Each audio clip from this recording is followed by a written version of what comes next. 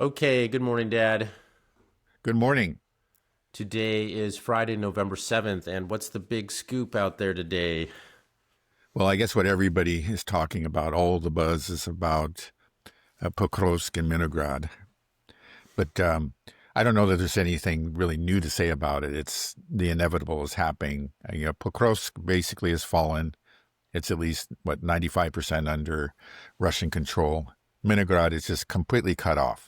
Now, some people split hairs and say, well, there's 200 meters or maybe 500 meters of open field that is not under Russian control that they could pass through, but they can't pass through it. It's a kill zone.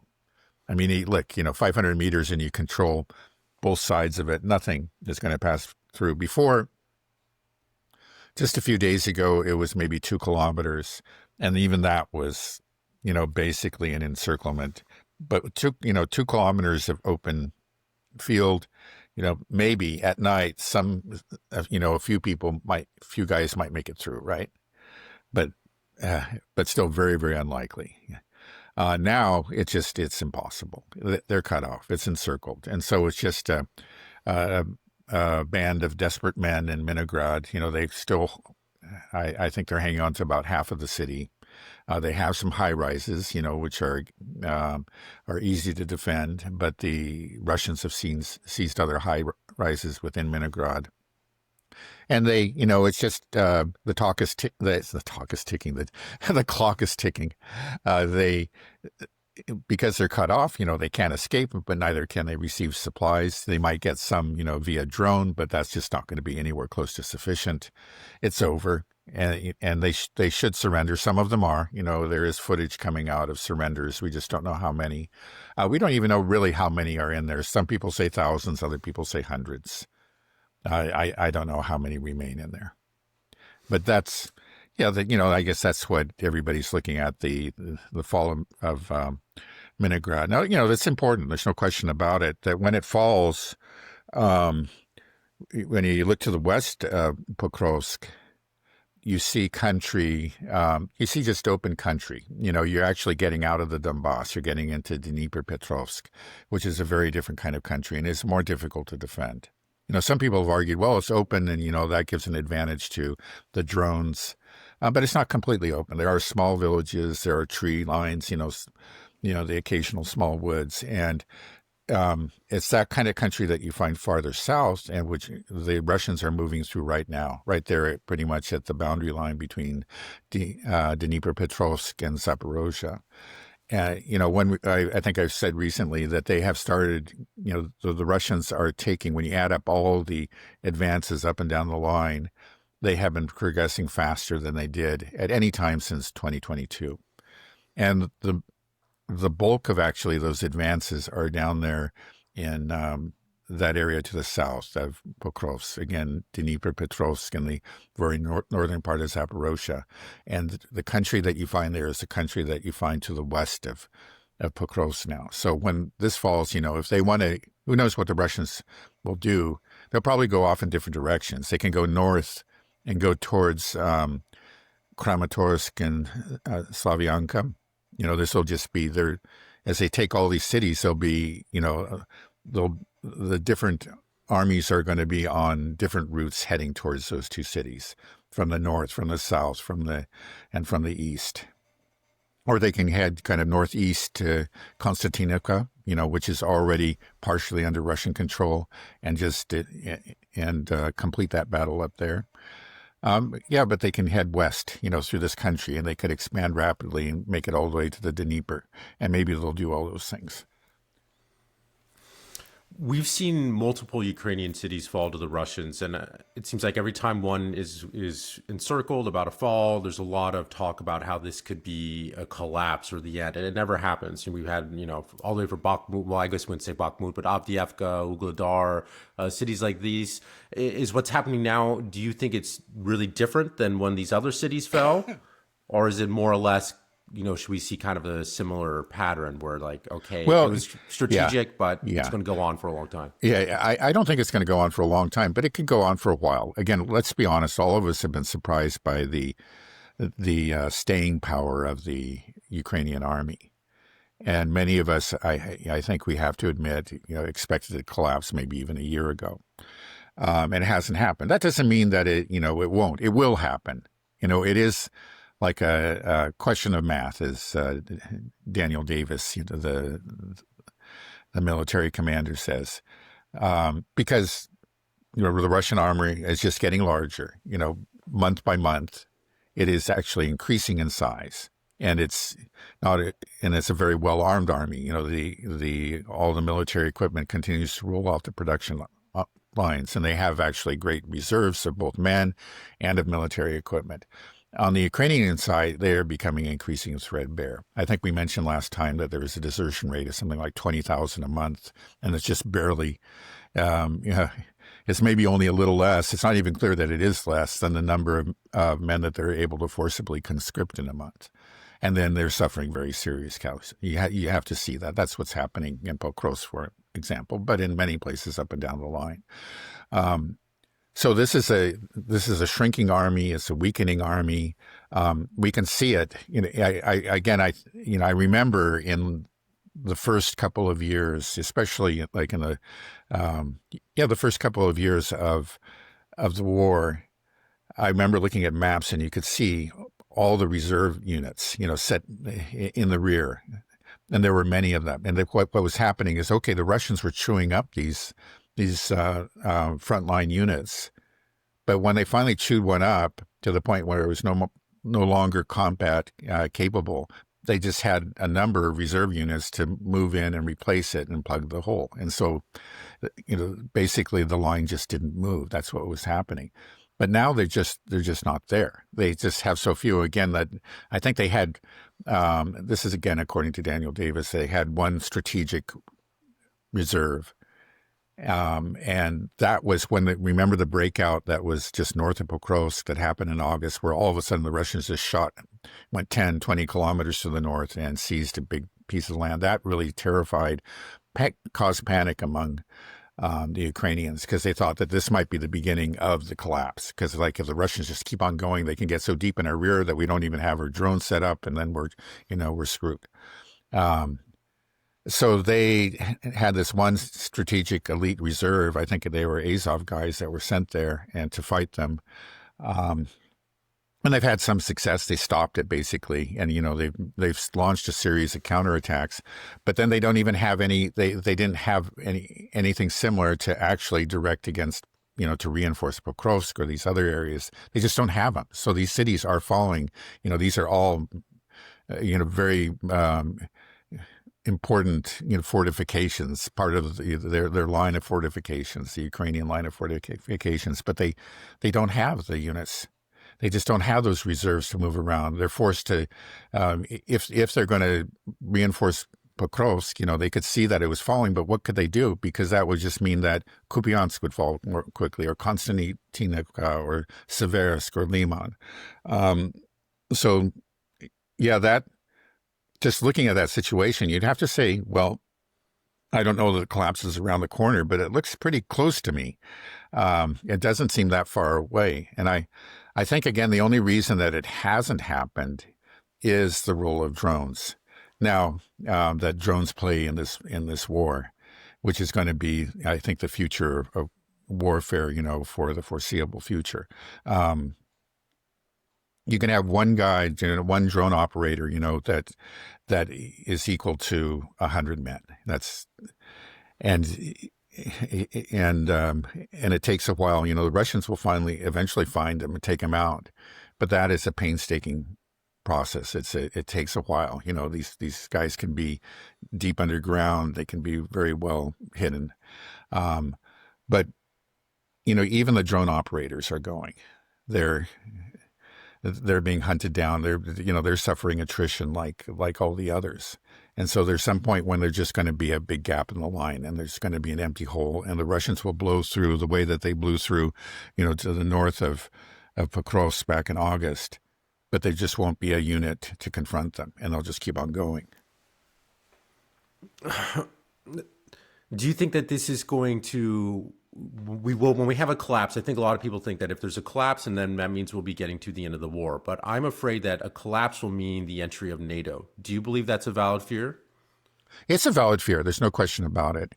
Um, NATO just doesn't. Well, if you look at the European part of NATO, they don't really have the troops. Again, like they're talking about numbers of sending 2,000 of British, 2,000 French, something like this, and these are ridiculously small numbers. In this war, the 2,000 men are killed often in just within less than a week. I think that's actually pretty typical. That's not at all unusual, or at least put out of action easily within a week. So that what are you talking about? If the French and the British send these to fight, that's just 2 extra weeks for the Ukrainians. And I think they probably would fare very poorly. These Ukrainians, they've been fighting this war. They understand how this war is fought. And it's a very different war than the kind of war that NATO troops have been trained for. So, they could not change the tide of the war. The danger, of course, is that, and I think this is actually the point of sending those troops, they're not really intended to turn the tide of battle. They're tripwire troops, right. And they're supposed to bring in the U.S. And the U.S. does have, a substantial military. Again, we've talked about its weakness, but it is a substantial military and a very substantial air force.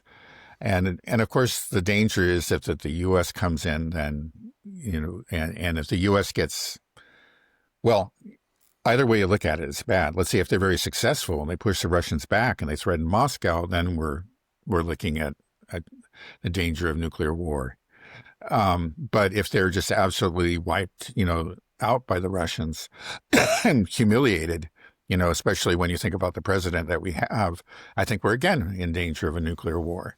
So that's the thing, I think that's a real danger of a NATO intervention, is that it will bring in the U.S. And then there is, there's no certainty. It doesn't mean that it has to happen, but we would be on an escalatory ladder leading us to nuclear war. Right. So what you paint is a lose-lose scenario. So why do so many politicians want to push for that? Like, if you beat Russia, nuclear war. And if the U.S. is in and Russia starts to beat the United States, nuclear war, right? So why are we even doing this? I thought we figured this out. We understood what mutually assured destruction was. Right. So why is this happening now? Well, exactly. That's something that we did understand through the Cold War, especially during the last couple of decades of the Cold War. We understood that very well. And so said, these plans, if anybody came up with plans to take Moscow or whatever, they were ridiculed, they were lampooned, because it was just so self-evidently insane to push something like that. Okay, so you just want to end the planet. That's what you're pushing for. But we hear that language. We hear it from various politicians, and certainly like people like Kaja Kallas, right? Who is not just a minor politician, but who is the foreign policy chief for the EU. Talking about actually, defeating Russia, breaking apart Russia. This kind of language is out there. So it's we've discussed this. It's just really hard to explain how this has happened, but we can just say that in general, the leadership, again, I've made the argument. It's just like they were kind of during the unipolar moment, they developed a sense of supremacy, and with supremacy, I think, comes a loss of grip on reality.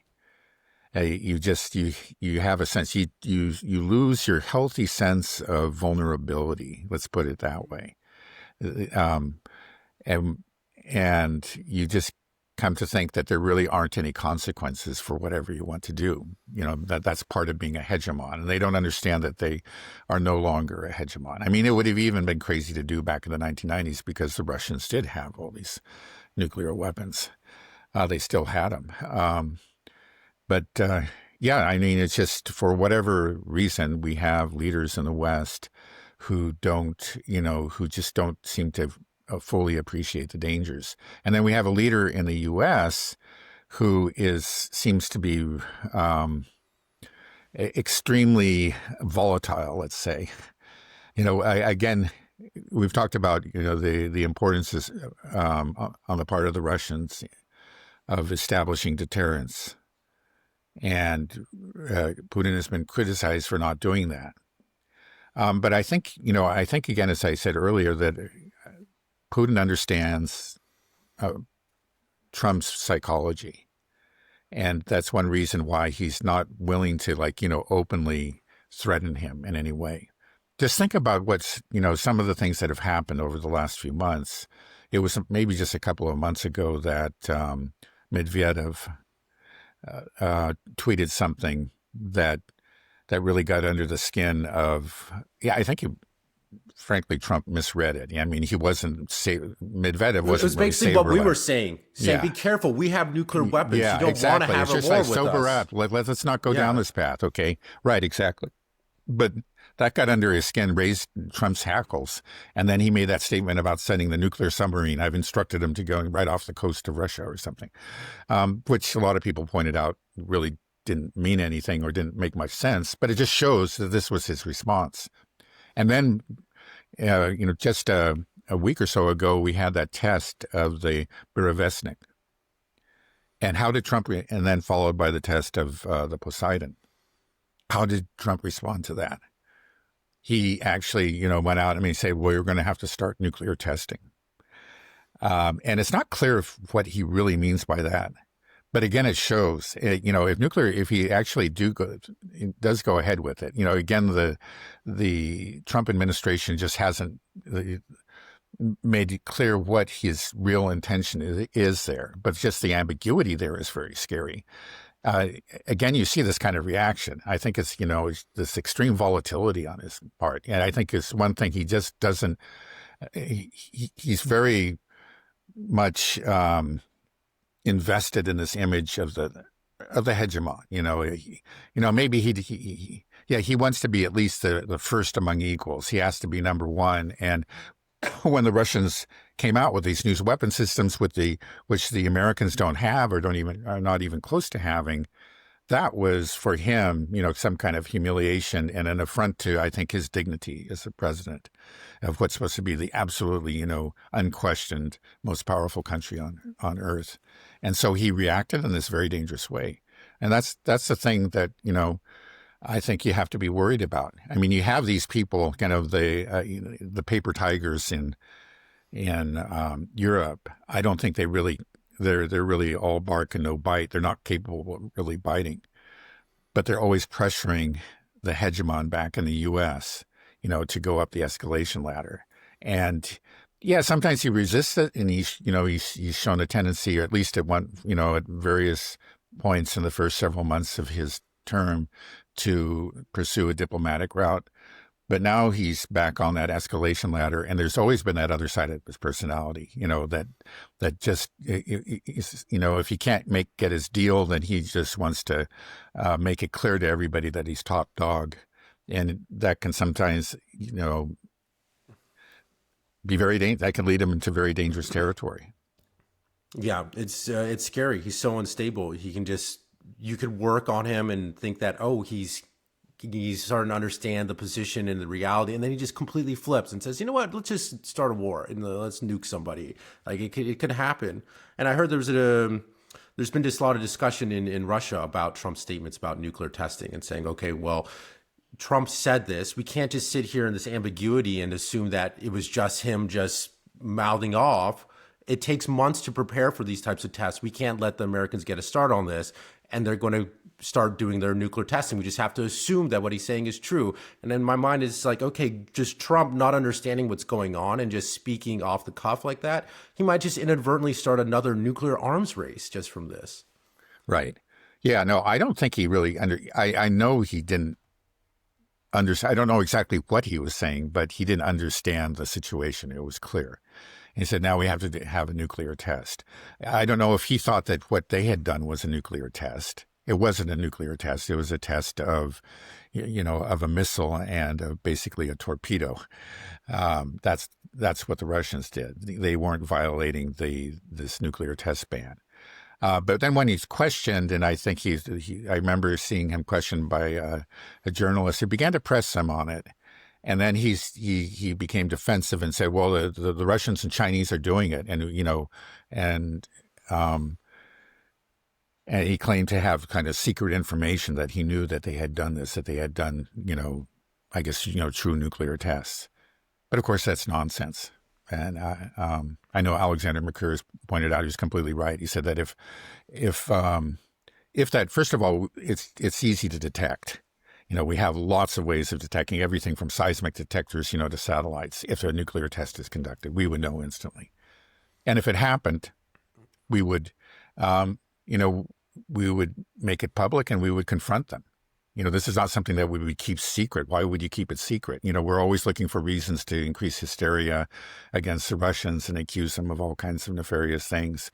So it was just a total lie, I think, but it just shows again, this character, he doesn't like to be challenged. He doesn't like to admit errors, and he could just keep on going forward with a very, very dangerous policy. Right. Yeah, I'm concerned about how this Ukraine war is going to end. It's part of me. Before, I used to just think when the collapse is going to happen, it's just the war is over. And the West is going to have to admit defeat. We don't have the resources. And we've both been surprised about the inability of the Western MIC to scale up its production. But I saw something in RT the other day, and I don't know how true this is. It said that Mark Rutte was saying that NATO is now outproducing Russia in munitions. And it was a year ago that we were saying that there was an admission from Mark Rutte that actually Russia was outproducing NATO 4-1. So I don't know if it was a specific category, not all munitions. I mean, I misspoke. Right. Yeah. But he did not say munitions. I saw that interview. He said ammunition. Oh, so, okay. Munitions will include ammunition, but also, the various other kinds of military equipment. Munitions is a much more expansive category. So ammunition, it's not clear. Is he talking about just bullets? Yeah, right. Bullets, small arms rounds, or shells, artillery shells. It's not clear. And it wasn't even a year ago. I think it was just a few months ago. He said it more than once that Russia was outproducing NATO, 4-1. So I don't know. I don't know if there's any basis for that. Maybe it's true within some specific category of ammunition. It's very unclear. Right. But you do have to say, as time goes on, maybe eventually they'll get their act together. I kind of thought that they would have had their act together a couple of years ago. And it just amazes me that here we are, we're approaching the fourth year and they still haven't got their act together. But, we make fun of them, but they are, we're talking about, the EU is 400 million people. And it's, when you look at it as a single country, it's one of the, easily the largest economies in the world. And there is at least a latent capability, theoretical ability to actually be, to begin to achieve what Mark Rutte was claiming. Right, exactly. That's where I was going to go with this. That's my fear, is that we've always kind of poo-pooed the ability of the West to manufacture arms, and it's valid. We have not seen the ability to scale up in so many different areas. But as time goes on, you put enough money at it, eventually maybe something starts to gain traction, and then the MIC engine starts to rev up. And then once it begins to rev up, it begins to lend confidence to the West and their ability, we can actually win this. We got some momentum behind us in certain categories. And then we're in big trouble. So that's what I'm afraid of, is that they might be able to convince enough people that we are more powerful than we really are. And we might slowly be getting more powerful. And then that will lead to this, inevitable clash between NATO and Russia. How are you feeling about that? Well, that's a worry. I don't see any evidence of that. We have Mark Rutte's claim, but when you look at it, well, first of all, Europe doesn't really have the infrastructure. Part of the problem with NATO is that it is an alliance of many different countries. And each of those countries has its own national interest. It has its own little MIC. And these little MICs, I think, in a lot of ways, kind of mirror the American MIC. They produce some good weapons, but I think it's, again, I think it's a consequence of all those decades of peace and prosperity. It's become a very comfortable arrangement where everything really is geared to, again, lining the pockets of certain people and producing things that look good at exhibitions, but are not really designed to win the kind of war that is being fought in Ukraine. So they have these really kind of these, let's say, structural obstacles to doing this. And you can throw money at things, but if you have the whole structure that's set up, it is really not geared to producing what is needed. It won't make a difference. You have to reorganize, restructure, and I don't see that that's happened. I've heard again, under Chancellor Merz in Germany, a lot of money is being thrown at their MIC. So you have how can I forget the name now?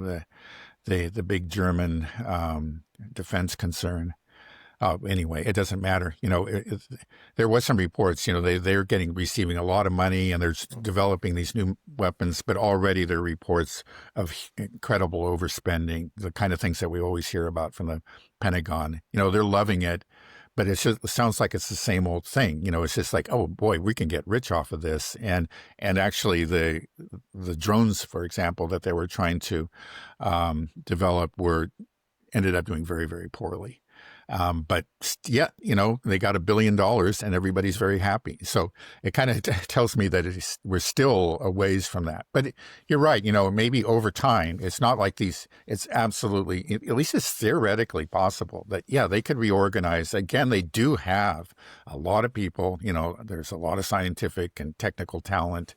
They could conceivably, become a powerhouse, but we just don't see it happening now. And maybe it'll never happen. It just seems like, again, that Europe is, and the U.S. to a great extent, are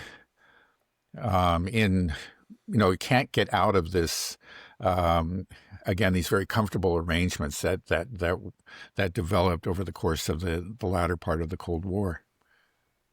Right. I hope you're right, because that might be what saves us. Because, let me just ask you, do you believe that this will end in a conflict directly between NATO and Russia, or do you think that that's not that likely of an outcome? Because you would say before I didn't think that was going to happen, but I'm just not so sure anymore. Right. I wish I could say that, yeah, I'm confident it won't. I still don't think so. I think we're going to avoid that. Again, I don't think it's going to be a very satisfying ending, as John Mearsheimer often says, it'll be an ugly victory. He says there's no question the Russians are going to win, but it will be an ugly victory. And there will be this rump, angry Ukrainian state supported by the West that was going to continually trying to provoke Russia, and, that it'll be just like a bleeding wound in the middle of Europe. But even so, that would be better than a direct war between the U.S. and Russia, and I think but this is just a sort of amount of faith that I have, which is very well maybe misplaced. Faith in the sanity of the American military leadership, that they understand, they can only go so far. And in the end, they don't want to see those missiles fly either. And they see a real risk of that. And they may also understand that they could be humiliated. It's just better to walk away and blame it on the Europeans than to say that, then let the world see that they have been actually whipped by the Russians. I think that they're going to walk away, but I just wouldn't be sure, because again, we're talking Donald Trump. Anybody who's just sure about what Donald Trump is going to do, I think is a fool. The guy is erratic, he's volatile, and okay, yeah, he can lurch one way, but then he can turn around and go the other 180 degrees in the other direction. Yeah, I feel like a lot of the Pentagon, the MIC, these people, they're politicians first and military men second. So that worries me. And I think one of the biggest problems that we have is just, I don't know how prevalent it is in Europe, but it's pretty prevalent in the United States, probably worse in Europe. It's just this hatred and fear of Russia. I feel like the West has done a good job of generating this Russophobia. It's just, it almost feels like there's a lot of things people disagree about, but we can at least agree. Well, we at least agree that Russia's bad, right? Like they're the bad guys. Their actions. I mean, and this has been ongoing forever, ever since Russiagate, and I think it just kind of instilled into Yeah. just into the consciousness of subconsciousness of so many people now. Just you have this category, Russia bad, it just you put that in there. It's from all the movies, all the news shows, just nonstop. And I think that is actually one of the biggest battles. We need to combat that, because as long as there is a huge portion of the public that just have this association with Russia and evil, then there's going to be support for this type of conflict. Right. Well, no, I agree. That certainly. I don't know that at least within the public at large, that this has gone very deep, and clearly in some cases it has. We do have some people that are a very small minority of populations, like within the U.S., that is actually fanatically pro-Ukrainian. There still is a Ukrainian flag just about a block and a half from me, on a corner there. So there are people like that. And, we had the attempted assassination by one of those people, just a half a year ago, or about a year ago, right? It was about a year ago. But by and large, I don't think that this is very deep. It could change, but it's there. You're right. There's just sort of like, if you ask people, this is the general impression that they've been given, that Russia is a scary place and that Putin is a dictator and all that. And then when you go into countries like the Baltic states and to some extent in Poland, but Poland I think actually is divided on this, but still there you'll find more fanatically anti-Russian people in these places. But another big problem is not just the Russophobia, but the ignorance and this of Russia. And this is something I was researching just the other day. Back in the years of the Cold War, actually knowledge of the Soviet Union and by extension of Russia was considerable in the U.S. There were a lot of very good programs, and people learned the Russian language. They actually became so they read the Russian newspapers and followed the news and read the books that the Russians were reading. They understood Russia and the Soviet Union. They really did. We had a lot of, very impressive people who could guide our policy and advise presidents. And, these people they were patriotic Americans. They saw the Soviet Union as the enemy, but they respected them and they didn't demonize them. And they actually, they would point out, hey, they have admirable qualities. Even this political system and this society certainly does. And so you didn't have the demonization that you have now. But when the Soviet Union collapsed, a lot of those, in general, we're not just talking about Russia, but other parts of the world. We used to have a lot of these area studies programs where people really learn the country. Again, they learn the language, they learn the history. They went there and they spent time in those countries and lived there and talked to the people there. And they came back, and again, they could be very, very helpful in advising and helping to formulate policy vis-a-vis these countries. But now these programs have been largely gutted. The resources that used to be allocated to them are just not there anymore. The money is drying up. So you have like the number of people that actually learn Russian. You can say, well, the years of AI, now we're in AI, we can get instant translations. But I can just tell you, as somebody who spent years learning Chinese, that is helpful. You can get information, but to really understand the people, you have to speak to them and you have to learn to even think in their own language. I think you get just a deeper appreciation. There's just no question about it. But that takes years. That's hard. And now people take shortcuts. So you find these area programs disappearing, shrinking. And then in place, you find these international studies programs, which, again, I think is really sort of a child of globalism and hegemony, because, okay, there's much less emphasis on actually learning languages and learning particular facts about a place. Instead, you learn general rules and techniques. And, it lends itself to a more ideological way of thinking, and a universalistic kind of way of thinking. It's just like, we don't need to know about the particulars. We just have to know that they're evil and that we're good. They don't actually use that word those words, but that is in essence where it takes you. And so you have a lot of people now, even in top flight universities, that don't know these countries very well, don't know Russia nearly as well as people in the past did. And you have advisors, they're touted as Russian experts, but the main thing is that they came out of an international studies program. Now, they had 2 years of Russian, and they climbed the ladder because they knew that it was important to express their hostility towards Russia.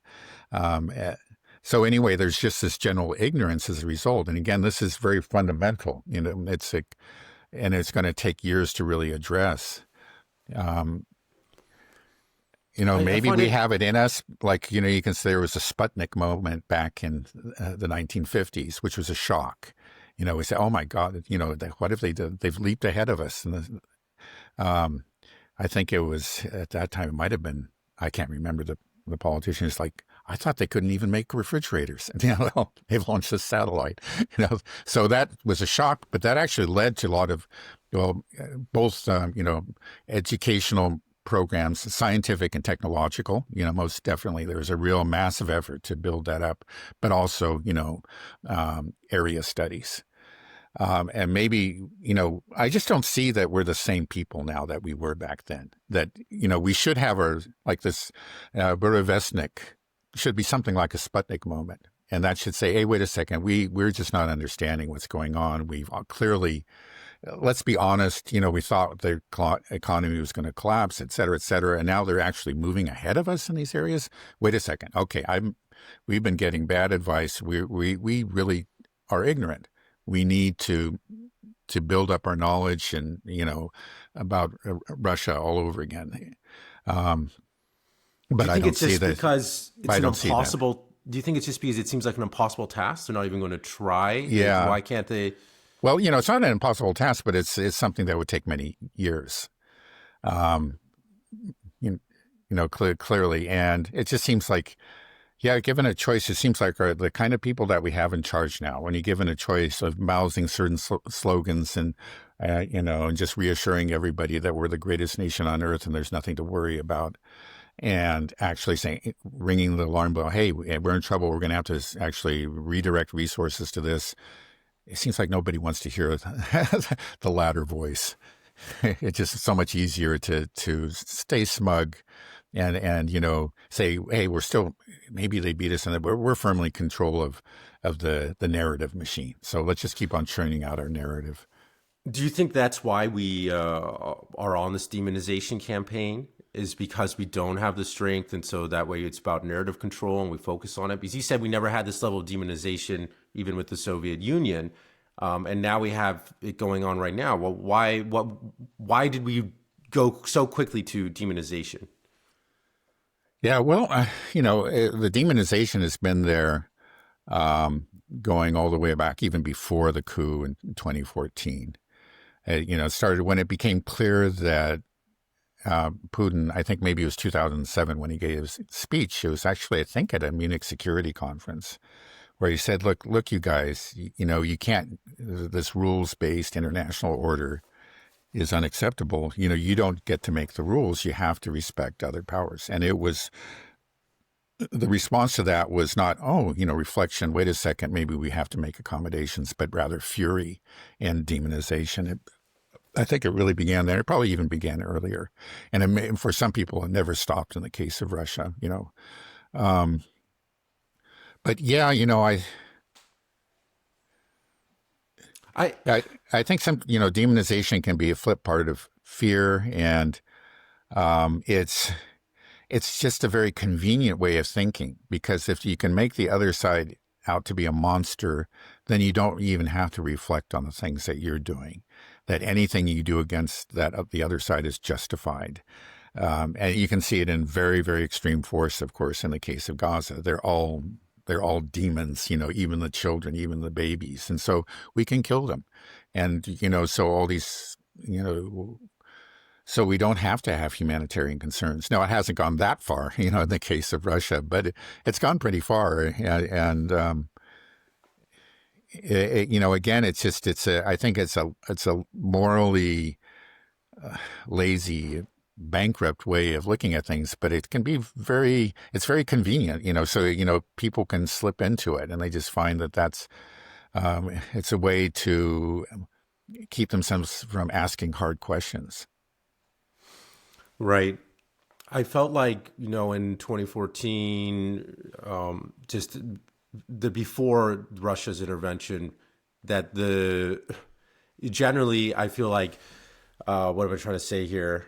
That we just jumped quickly from demonizing, for example, the Russian government or Putin to demonizing the whole people. And that's what's kind of scary. It used to just be focused, okay, like, oh, Putin's a bad guy, this is it. And now you see this, start using this language, Russians are orcs, and that there is this demonization. It's not at the level, of course, what Israel's done to Gaza, but I'm kind of surprised at that thinking. Like, that just seems to be a very dangerous way of thinking, how quickly our governments are okay with allowing us to think that. Or in the case of Israel, there is an active campaign just to think of all Palestinians as demons and monsters, and that's why we got to kill them. We're doing this for you understand? And to some extent here, when it comes to Russia, and it's just, I'm just surprised when we, as supposed liberal democracies, have always just championed, more about the individual, and it's not, you can't do collective punishment, and it's just in human rights. Right. And this, we were slipping into just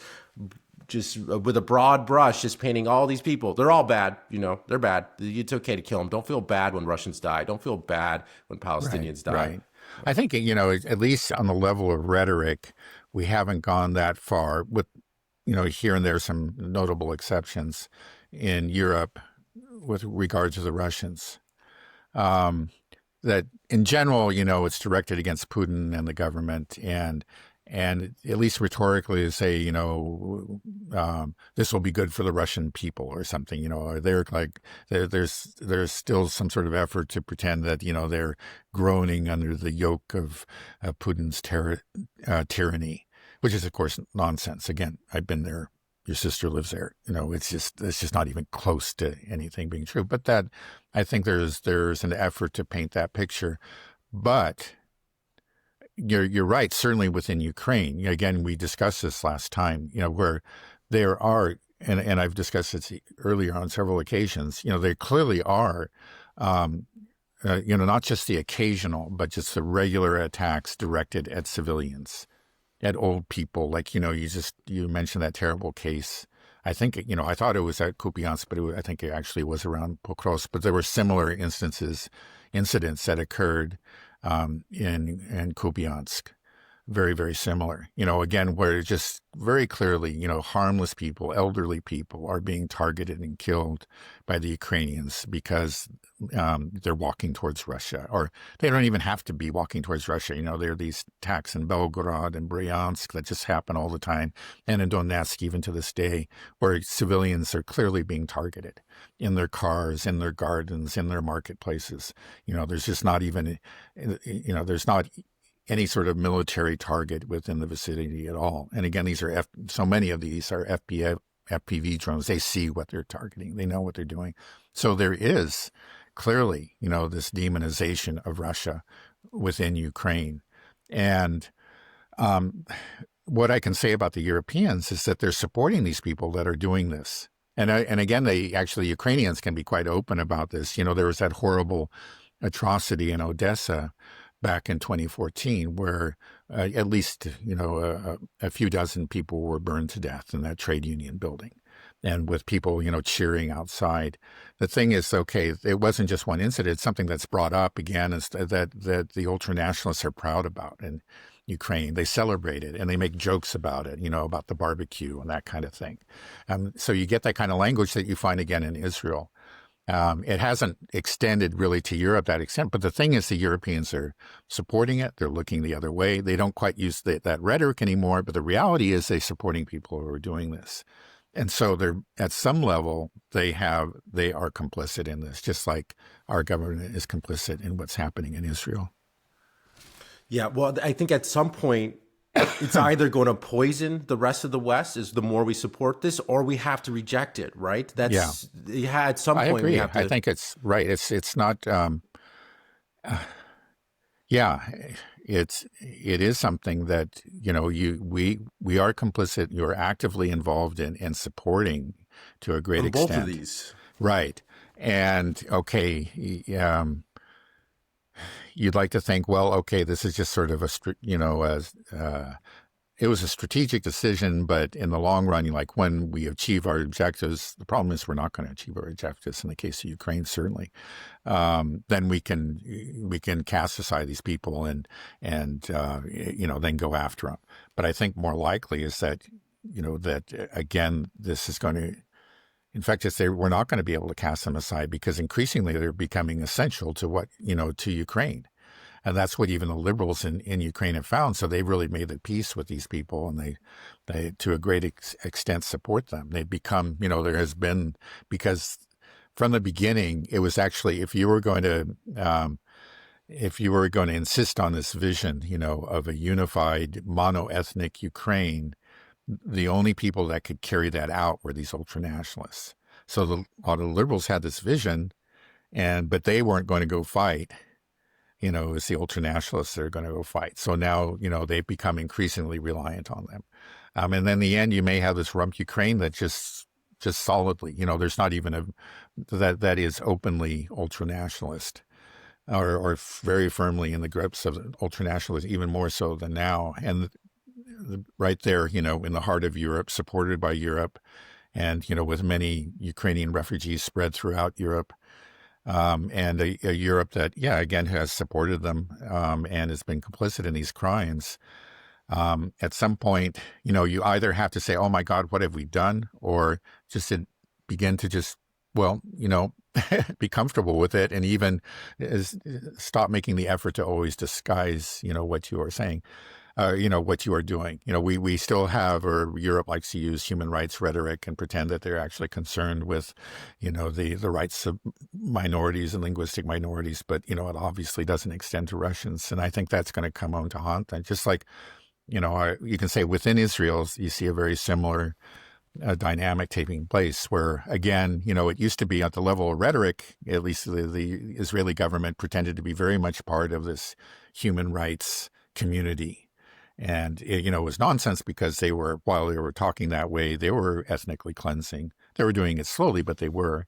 But now they don't even, it's like they don't even bother. They become so comfortable with what they're doing that they talk openly about, their ethno-supremacism, their ideology, and their goals to ethnically cleanse and even just completely kill off the Palestinians. And here we are, we're not quite, well, some people over here are talking that way too. There's no question about it. Some of the more ardent supporters of Israel in this country.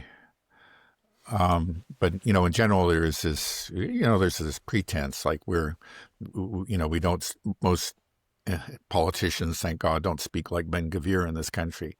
Randy Fine does. Yeah, some of them do. I agree. I know. He says we should kill them all. I mean, Yeah. Tucker Carlson tore into him earlier, but, there's that picture where there's a dead Palestinian baby in the rubble uncovered, and, Randy Fine's response was just like, I love it, just like it's so crazy. Yeah, that's so right. insane. And he said he wants to see the streets run with blood, bombs away, these type of, it's like, whoa. Right. Well, man. Yeah, so, I mean, you have that. You have people that are kind of going actually openly talking like Ben Gvir. There's no question about it, even within our country. Most people don't want to talk that way, but they are complicit. It's just like it was just the other day, I think, that the Democrats actually passed, or I don't know if they passed the bill, but they put forward some bill, to against condemning any, annexation of the West Bank. And it was overwhelming on the part of the Democrats. And you say, well, that's good. But the problem is that's just about basically rhetoric. That's say officially we're against it, but de facto it's happening. If you made a statement, okay, Israelis have to stop killing Palestinians, in the West Bank. We're just talking about the West Bank now. Obviously, it's even worse in Gaza, and have to actually end the settlement process and pull back settlements. Otherwise, we're not going to have a two-state solution. That would be a real meaningful, statement on the part of the Democrats. But it's just like, where they are is that, okay, we don't want to talk like Ben-Gvir, but we'll let Ben-Gvir act, because that's what Ben-Gvir is actually in control of a lot of what's happening in this place. And they just want to say, kind of put a veneer of some sort of rationality or civilization over it, but they will not address the reality. So I think they're really part of the same process. And that's maybe, again, similar to what we're seeing in Europe. It's so crazy that we're even having these discussions. It's like, why are we giving them any support at all? We shouldn't be talking about what Israel is. We shouldn't be involved in there at all. Why are we giving them any money, any of this stuff? But the only reason why we have like votes on whether or not, should we let them annex the West Bank or whatever their policy is because they are so reliant on us. Is because we give them everything. So I don't know. Yeah. It's just, I was just having this thought the other day, like who really has power? And it's always such a confusing question, who controls who's in charge, and like, is Trump, does he have the ultimate power? Is it money that decides where power lies? Or is it really at the end of the day, what really matters is just who has the power to kill, And I think that's one of the things I think how Israel exudes its power. It's not so much, a lot of it is corruption, but part of it might just be like, we have the power to kill who we want.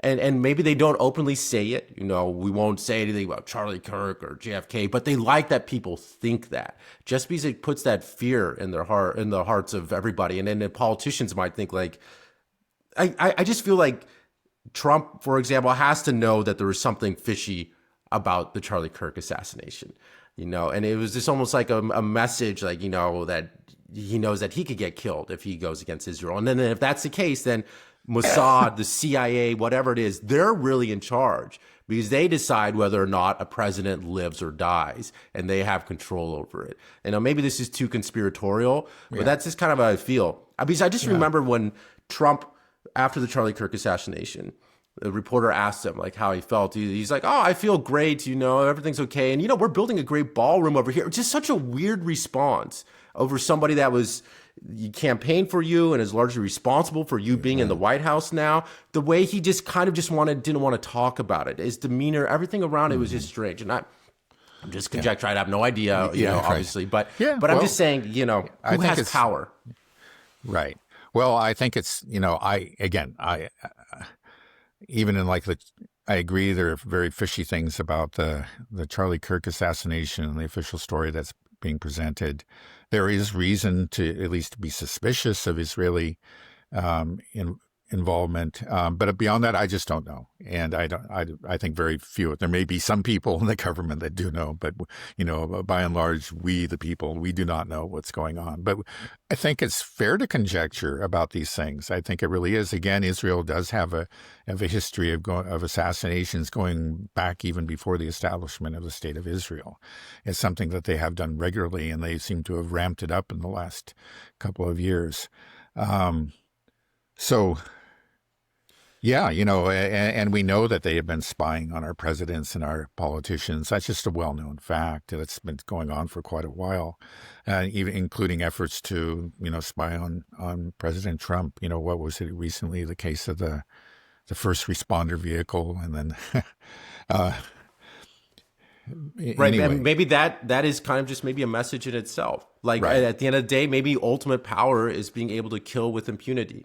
Trump is able to kill people with impunity all over the world. But Israel, I think, is almost sending out the message that it has the power to kill, leaders, anybody with impunity. I mean, I'm not saying that there's but we did have right. It was the former head of the Mossad that was basically bragging about that. Not so much about assassinations per se, but about the use of various devices. It's every country in the world. We have our own devices out there that we have, re-engineered or modified for our purposes. He bragged about it. That has to include our own country. That's terrifying.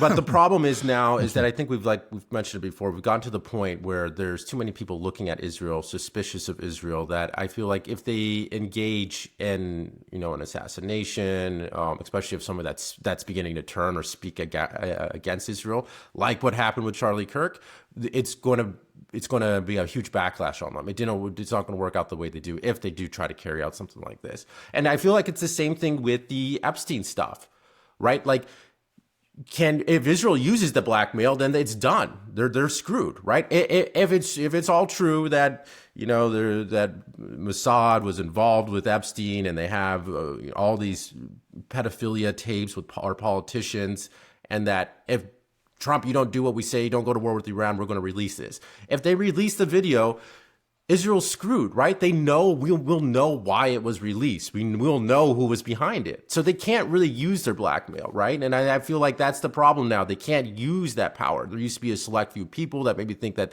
they have this ability to go after people with impunity, but everybody's watching them now and they can't do it, right? Well, there are ways to release it to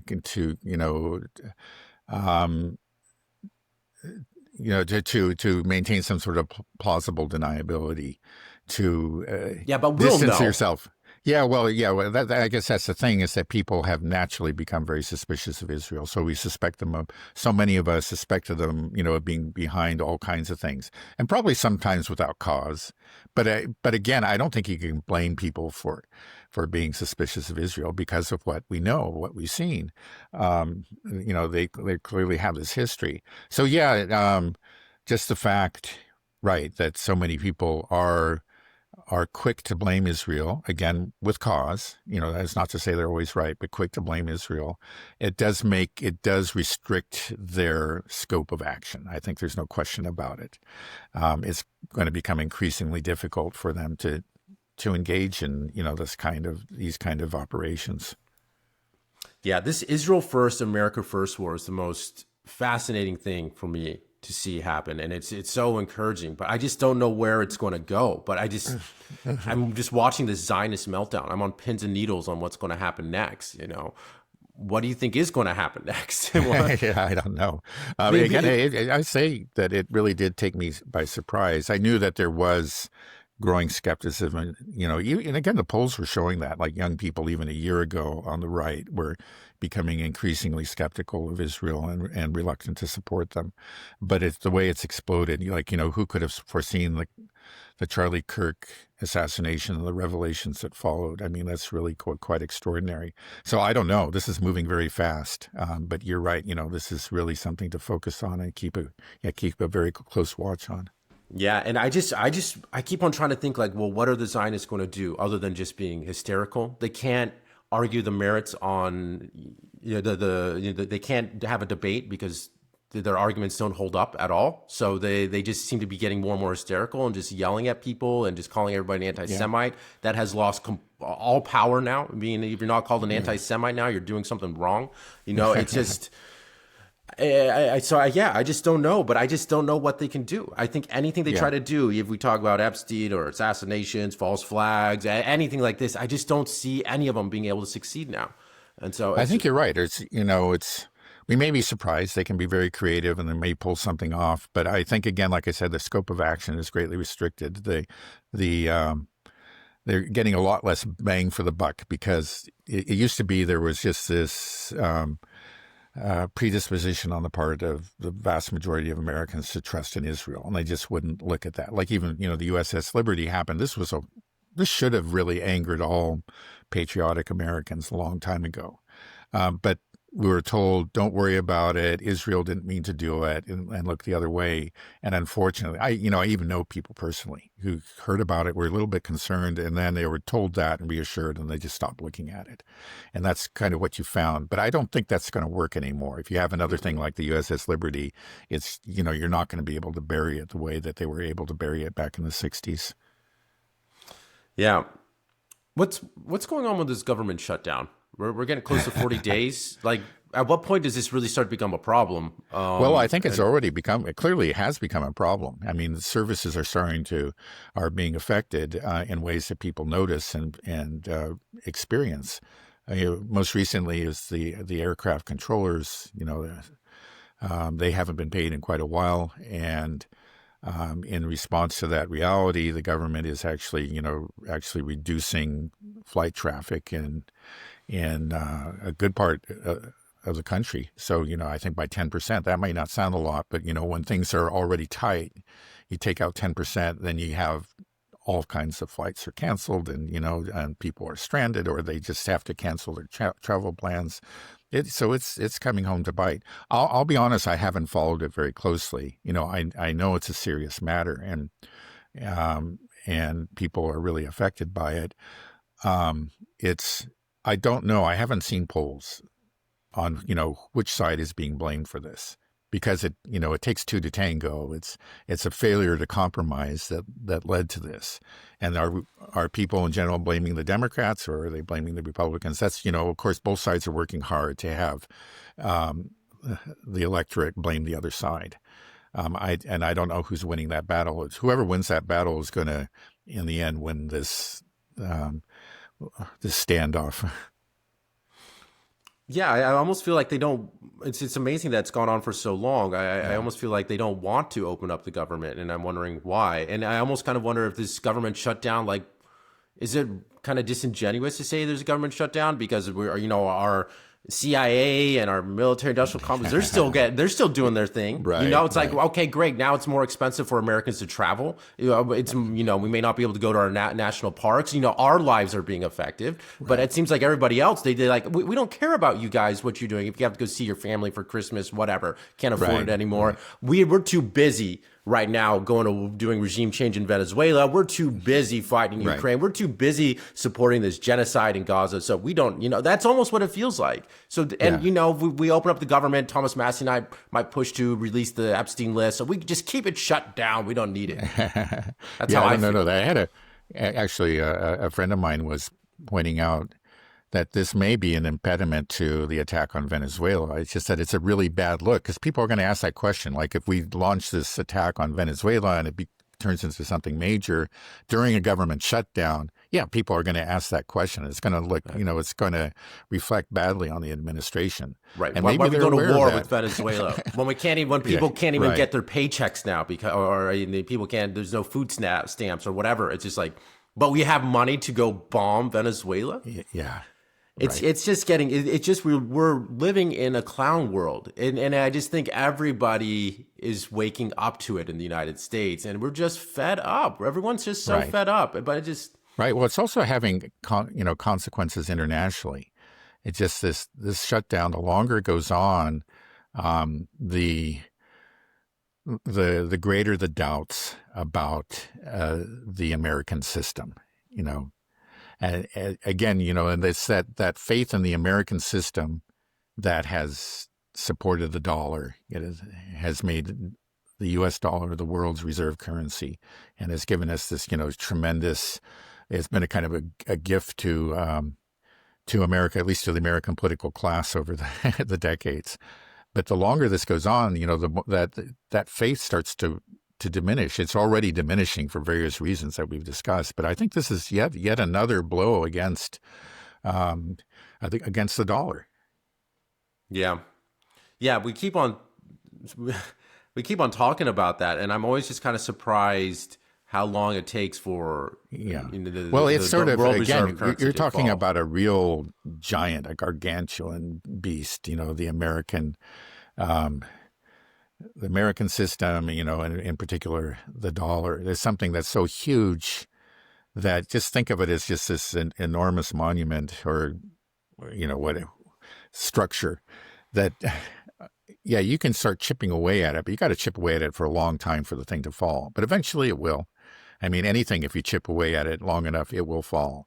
And I think the foundations have been greatly weakened, and at some point it will fall. But it does take time, because there's so much, people have invested in America, and have been really trained to think that this is the safe place.